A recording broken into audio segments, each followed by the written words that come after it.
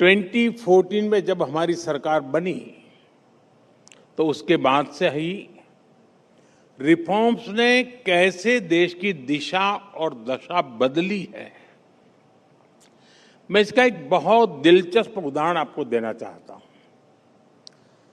यहां मौजूद शायद ही किसी को पीएलपी के बारे में पता होगा। कोई है जिसको पीएलपी के बारे में पता है? अपना हाथ उठाए। यहां इतने मीडिया के दिग्गज बैठे हैं। पीएलपी आपको पता है? और आप सुनकर के हैरान हो जाएंगे। पीएलपी यानी प्रोडक्शन लिंक पनिशमेंट। इसके बारे में किसी को पता नहीं है। और एक दूसरा टर्म आपने जरूर सुना है, पीएलआई। ये ज्यादातर लोगों को पता होगा। पीएलआई यानी प्रोडक्शन लिंक इंसेंटिव। साथियों, ये दोनों टर्म भारत के दो अलग अलग टाइम पीरियड को डिफाइन करते हैं। आजकल एक्सप्लेनर का जमाना है, तो मैं आपको एक्सप्लेन करता हूं।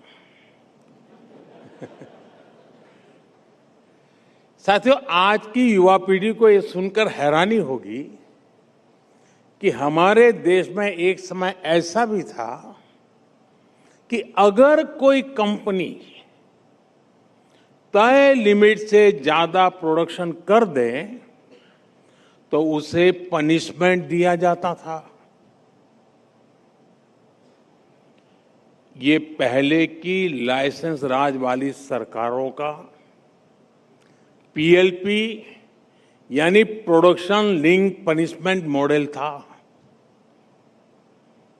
ऐसे भी उदाहरण रहे हैं कि अगर किसी फैक्ट्री ने ज्यादा डिमांड देखते हुए ज्यादा प्रोडक्शन कर दिया तो उसे नोटिस भेज दिया जाता था।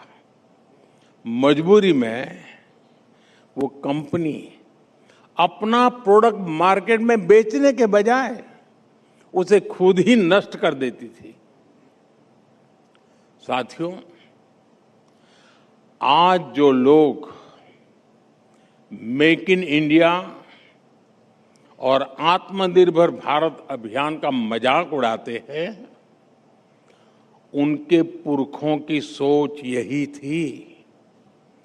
पीएलपी यानी प्रोडक्शन लिंक पनिशमेंट।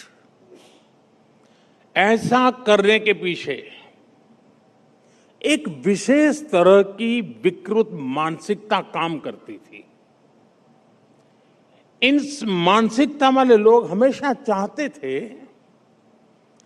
कि जरूरी चीजों की किल्लत बनी रहे।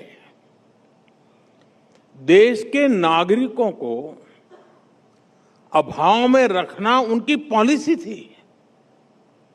वो चाहते थे कि जनता उनके सामने हाथ जोड़े, हाथ फैलाए। आप समझ गए मैं किन लोगों की बात कर रहा हूं। लोगों से हाथ जुड़वाने के बाद उपकार करना उन सरकारों का तरीका था। इसलिए वो प्रोडक्शन लिंक पनिशमेंट मॉडल पर चलते थे। आप कल्पना कर सकते हैं, ऐसे करके उन लोगों ने एम्प्लॉयमेंट जनरेशन के बेसिक प्रिंसिपल का गला घोंट दिया था।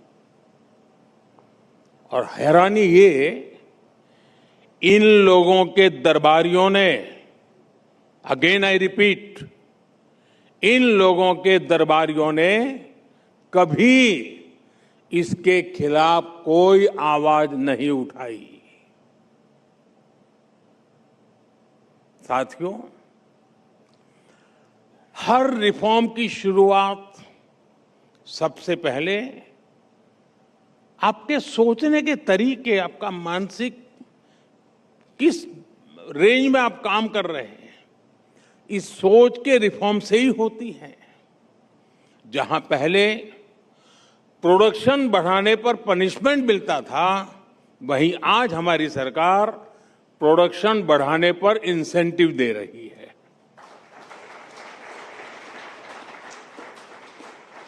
और आज पीएलआई स्कीम की सक्सेस दुनिया देख रही है।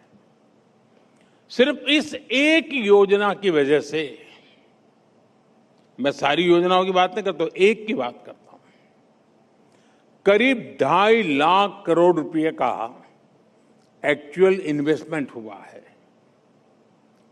22 लाख करोड़ रुपए से ज्यादा का प्रोडक्शन और सेल्स हुई है। 15 लाख करोड़ रुपए से ज्यादा का एक्सपोर्ट हुआ है और 14 लाख से ज्यादा डायरेक्ट और इनडायरेक्ट जॉब बनी है।